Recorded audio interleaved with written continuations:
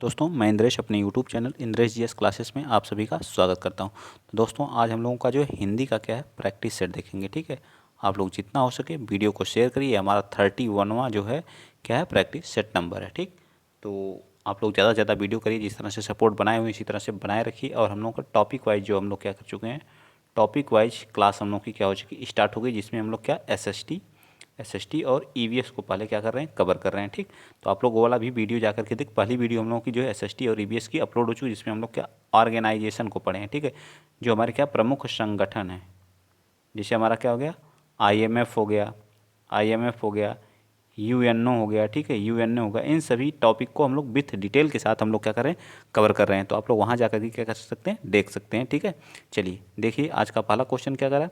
Question number 1 कह रहा है कि क्या कह रहा है, क्वेश्चन नंबर 1 कह रहा है कि चूहा बिल से बाहर बाहर निकला में कौन सा कारक है। तो चूहा यह हमारा जो 2015 का जो है सेकंड पेपर जो था उसका जो प्रैक्टिस सेट है। ठीक है, सेकंड पेपर का। तो चूहा बिल से क्या करता है बाहर निकलना, तो मतलब बिल से क्या हो रहा है, बिल है ये हमारी, बिल से क्या कर रहा है चूहा अलग हो रहा है। तो यहाँ अलगाव की स्थिति है। जहाँ अलगाव की स्थिति होती है वहाँ कौन सा अलंकार होता है बताइए। तो वहाँ हमेशा कौन सा अलंकार होता है बताइए। तो वहाँ हमेशा कौन सा अपादान अलंकार होता है। ठीक है, अपादान होता है। ठीक है, अपादान क्या होता है कारक होता है। ठीक, संप्रदान का चिन्ह क्या होता है के लिए होता है। क्या होता है के लिए, मतलब दान देने के अर्थ में जो हम इसका प्रयोग करते हैं। करण किसी साधन में, बच्चे जो बस के द्वारा क्या करते हैं स्कूल जाते हैं साधन में। और संबंध स्थापित करने में जो है की के ना और ना नी ने, ये सब हमारे क्या संबंध स्थापित करते हैं। ठीक है, उसे कहा जाता है संबंध कारक। ठीक, तो इस तरह से इसका बी पार्ट हमारा क्या हो जाएगा, चूहा बिल से बाहर निकला, तो बी पार्ट हमारा इसका क्या हो जाएगा राइट हो जाएगा। ठीक, चलिए आगे बताएंगे। क्वेश्चन नंबर आप बताएंगे 32 क्या कर रहा है देखिए। 32 कह रहा है कि अत्याचार शब्द में उपसर्ग है। तो अत्याचार का जब आप संधि करेंगे तो अति अति प्लस आचार से मिलके बना हमारा क्या है अत्याचार है। ठीक, अति प्लस आचार से। तो इसका ई छोटी इसका जो अ मिलके किस में कन्वर्ट हो जा रहा य में। ठीक है, क्या हो जा रहा है य में कन्वर्ट हो जा रहा।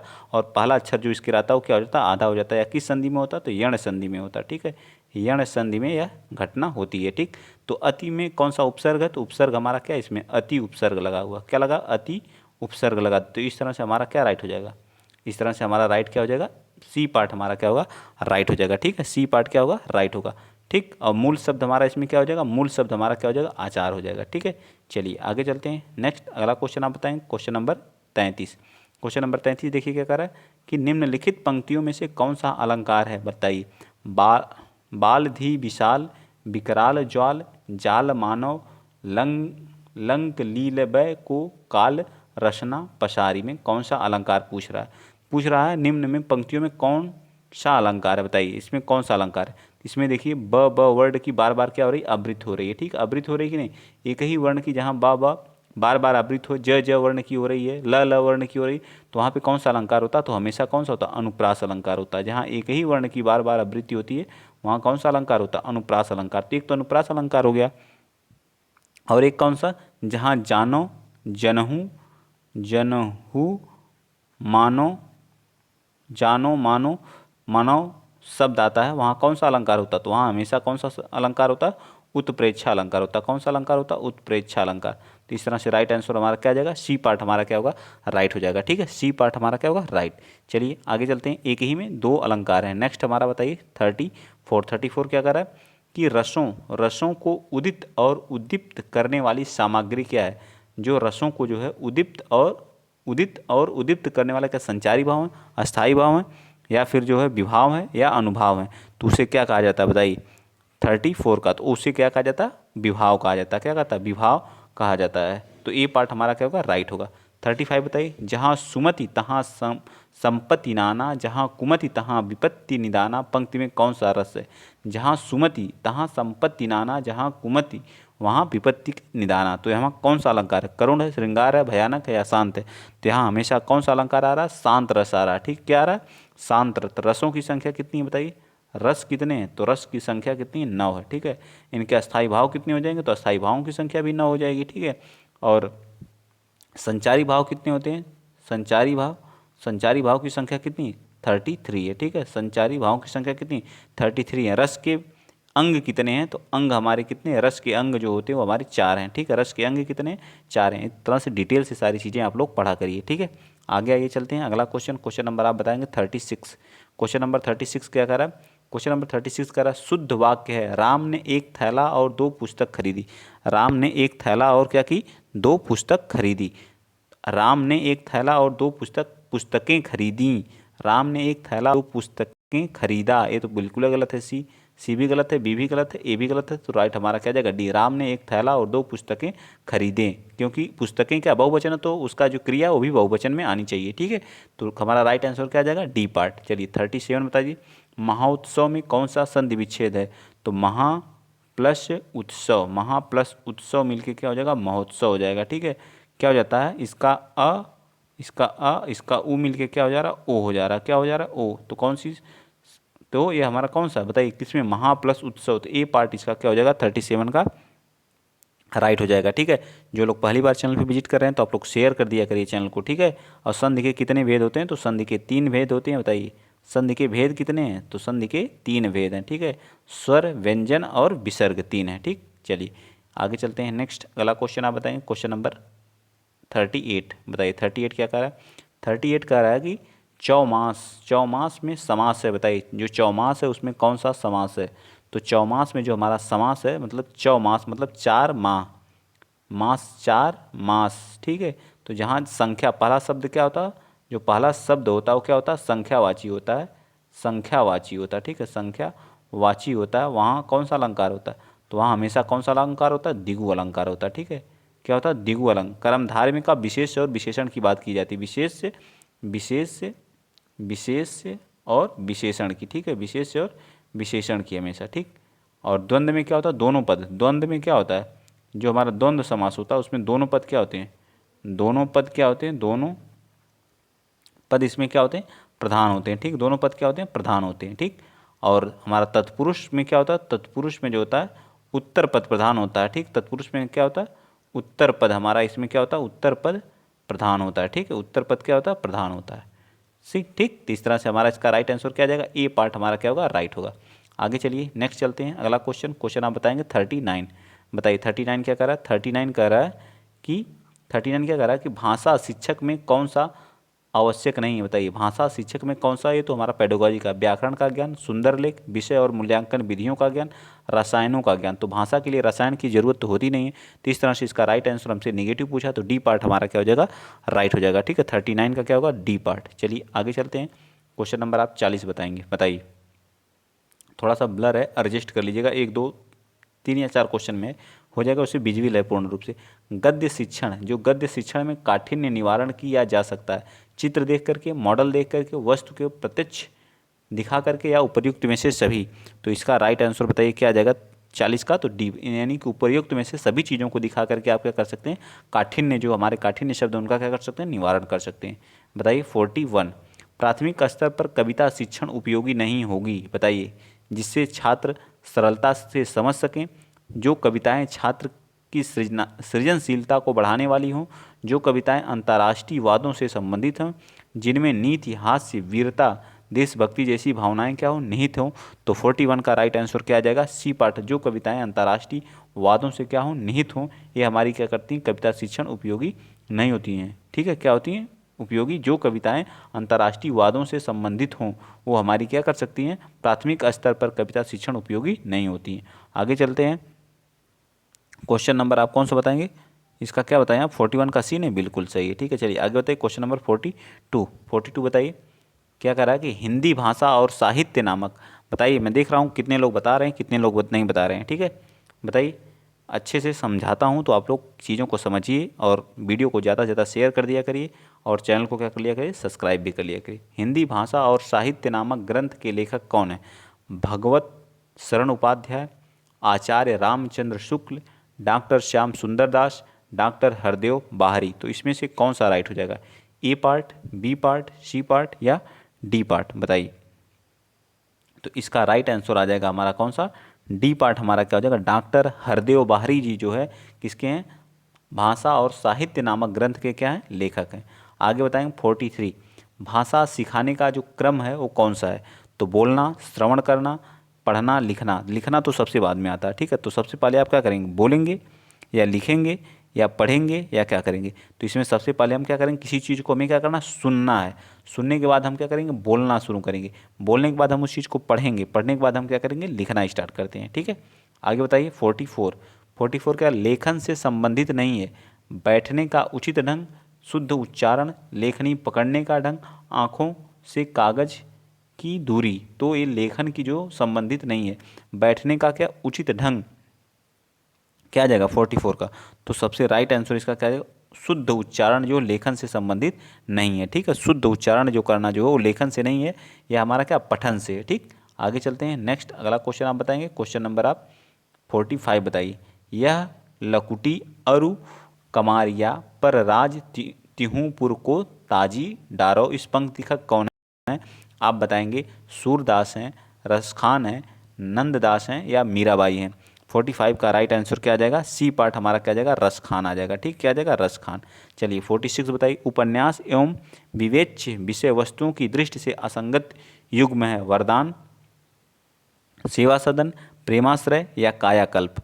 तो इसको क्या करना, मैच करना है। बताइए कौन सा असंगत है? तो वरदान क्या आ जाएगा बताइए। तो इसमें जो वरदान जो है रजवाड़ों की दासियों की समस्या से बिल्कुल सही है। सेवा सदन गणिका समस्या एवं विवाह से संबंधित समस्या पर बिल्कुल सही है। और कायाकल्प जो सांप्रदायिक समस्या है और योगाभ्यास व पुनर्जन्मवाद पर है। जबकि ये जो हमारा प्रेमाश्रय है, प्रेम से रिलेटेड है, कृषक जीवन से समस्या नहीं है। तो इस तरह से हमसे क्या पूछा, जो असंगत, यही असंगत नहीं है। तो इस तरह से हमारा राइट आंसर क्या आ जाएगा, सी पार्ट हमारा क्या होगा, राइट आ जाएगा, ठीक है। सी पार्ट, क्योंकि हमसे निगेटिव पूछा तो निगेटिव का निगेटिव होगा हमारा सी, ठीक। चलिए आगे चलते हैं। क्वेश्चन नंबर आप 47 बताएंगे।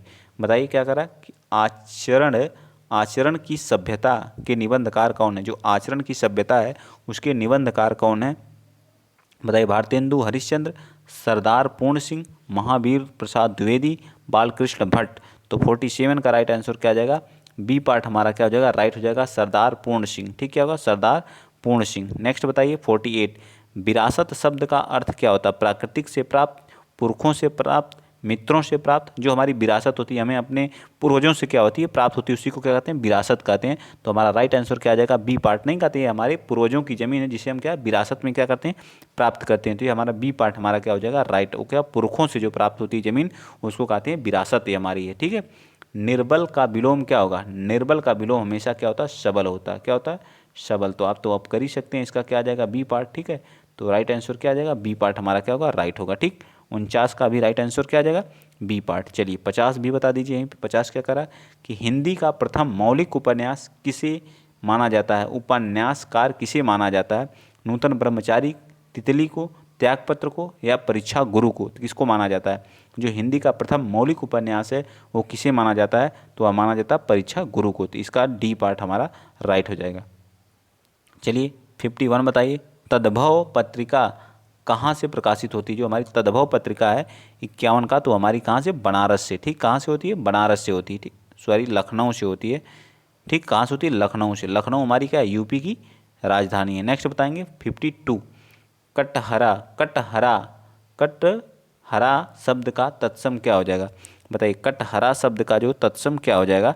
तो कटहरा शब्द का जो है काष्ठ गृह होता है। क्या होता है, काष्ठ गृह होता है, ठीक। कटहरा का क्या होता है, काष्ठ गृह। 53 तद्भव शब्द है। तद्भव का मतलब जो संस्कृत का क्या होता है, बिगड़ा हुआ रूप होता है, ठीक है। संस्कृत में ज्यों का त्यों नहीं आता है। हिंदी के क्या होते हैं, बिगड़े हुए रूप। जैसे तद्भव, अंधेरा, रात्रि, जहाँ जो तो जो संयुक्त शब्द होते हैं वो हमेशा क्या आते हैं, तत्सम में आते हैं। चंद्र होगा, ये भी नहीं होगा। प्रकाश होगा, नहीं। क्या हो जाएगा, अंधेरा होगा, ठीक है। क्या होगा इसका राइट आंसर, 53 का अंधेरा। इसका क्या हो जाएगा, अंधकार राइट होता है, ठीक। अंधकार क्या होगा, इसका तत्सम होगा। आगे बताइए 54। 54 क्या करा कि आँख एक नहीं, कजरौटा 10-10। ये हमारा क्या, लोकोक्त है। इसका अर्थ बताना। आँख एक नहीं है, कजरौटा कितने, 10-10। आँख में काजल लगाना, लाइलाज बीमारी, व्यर्थ आडंबर, आँख की देखभाल करना। तो इसका राइट आंसर क्या आ जाएगा 50। तो व्यर्थ का आडंबर करना, ठीक। क्या होगा, ए पार्ट इसका राइट हो जाएगा। चलिए आते हैं क्वेश्चन नंबर 55 पे। बताएंगे आप लोग 55। देखिए 55 आप लोगों के सामने है। बता दीजिए क्या कह रहा है 55। कह रहा है कि निम्न में से पुल्लिंग शब्द है। बताइए निम्न में से पुल्लिंग शब्द कौन सा है? रात्र, बात है, गीत है, मात है। तो इसमें हमेशा पुल्लिंग शब्द में आप लोगों को चेक कैसे करना, अच्छा शब्द और अच्छी शब्द लगाकर, जहाँ अच्छी शब्द आएगा वो हमेशा क्या होगा, स्त्रीलिंग होगा, और ये क्या होगा, पुल्लिंग। या मेरा, मेरा, मेरी शब्द लगा के आप क्या कर सकते हैं, चेक कर सकते हैं। जैसे अच्छी रात, तो क्या होगा, स्त्रीलिंग होगा। अच्छी बात होती, अच्छी गीत होती है, लेकिन अच्छी मात नहीं होती, अच्छा मात होता। तो इस तरह से डी पार्ट हमारा क्या हो जाएगा, पुल्लिंग हो जाएगा। या आप वाक्य बना करके कर सकते हैं, ठीक है। तो इसका राइट आंसर क्या आ जाएगा बताइए, 55 का राइट आंसर क्या आ जाएगा, 55 का राइट आंसर क्या आ जाएगा, जल्दी बताइए। तो इसमें क्या दिया, सीट। तो आप इसका बताएंगे कमेंट में, सी होगा, या जो है अच्छा गीत होता है या अच्छी गीत होती है। राम ने एक अच्छा गीत गाया, ठीक है, राम ने एक एक क्या गया, अच्छा गीत गाया। तो इस तरह से अच्छी मात होती है, ठीक, ये भी गलत है, ठीक।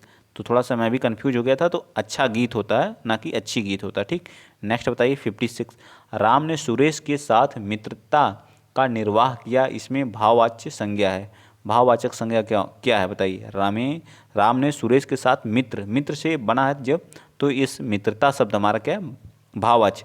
राम और सुरेश दोनों क्या है, ये क्या है, व्यक्तिवाचक संज्ञा है। चलिए, संज्ञा कितने प्रकार की होती है, तो संज्ञा के 5 भेद होते हैं, ठीक है। भाववाचक, द्रव्यवाचक, व्यक्तिवाचक, जातिवाचक और समूहवाचक, 5 प्रकार की हमारी संज्ञा होती है। आगे बताएंगे क्वेश्चन नंबर 57। 57 देखिए क्या करा कि मेरा घर इसी शहर में है, में कौन सा विशेषण है, मेरा घर इसी शहर में है, तो कौन सा विशेषण है, गुणवाचक है, सर्वनामिक है, संख्याबोधक है, या परिमाण बोधक है। तो विशेषण के कितने भेद होते हैं, विशेषण के 4 भेद होते हैं, ये भी याद रख लीजिएगा। यहीं पे कितने जो दिए गए ये सभी क्या विशेषण, गुणवाचक, संख्यावाचक, सर्वनामिक और परिणाम बोधक। तो मेरा घर इसी शहर में है, तो ये कौन सा विशेषण इसमें है, तो 57 का राइट आंसर क्या जाएगा, सार्वनामिक विशेषण है। क्या है, सार्वनामिक है। आगे बताइएगा 58, कह रहा पिता ने समझाया कि सदा सत्य बोलना चाहिए, यह वाक्य का उदाहरण है बताइए। क्या, सदा की, जहाँ की शब्द आएगा तो ये हमेशा क्या होता है, मिश्र वाक्य होता है। तो सी पार्ट इसका क्या आ जाएगा, राइट हो जाएगा। तो वाक्य के कितने भेद होते हैं, तो 3 होते हैं। एक कौन सा, सरल होता है, सरल, मिश्र, सरल, मिश्र और संयुक्त, ठीक, 3 होते हैं। प्रयोग के आधार पर, किसके आधार पर, प्रयोग के आधार पर, ठीक। अर्थ के आधार पर कितने प्रकार के होते हैं, अर्थ के आधार पर जो है, अर्थ के आधार पर कितने प्रकार के होते हैं, अर्थ के आधार पर जो होते हैं वो 8 प्रकार के होते हैं, ठीक है। चलिए, तो इसका क्या जाएगा, सी पार्ट। आज का लास्ट और सेकंड लास्ट दोनों बता दीजिए। बताइए, जो कृतज्ञ किसका संक्षिप्तीकरण, उपकार करने वाले का, उपकार कराने वाले का, किए गए उपकार को ना मानने वाले का, किए गए उपकार को मानने वाले का क्या बोला जाता है, कृतज्ञ बोला जाता है। जो किए गए उपकार को मानता हो उसको कृतज्ञ बोलते हैं, जो किए गए उपकार को ना मानता हो कृतज्ञ बोलते हैं, ठीक। आज का लास्ट क्वेश्चन बताइए 60, शुद्ध वर्तनी वाला शब्द है, तो श्रृंगार, श्रृंगार कौन सा राइट है बताइए। तो इसका राइट आंसर आ जाएगा क्या, ए पार्ट हमारा क्या हो जाएगा, इसका राइट आंसर आ जाएगा, क्या आ जाएगा, श्रृंगार हमारा क्या होगा, राइट हो जाएगा, ठीक। तो आज के लिए इतना ही। अगर वीडियो अच्छा लगा तो प्लीज़ वीडियो को शेयर करिएगा, चैनल को कर लीजिएगा सब्सक्राइब कर लीजिएगा। जय हिंद, जय भारत।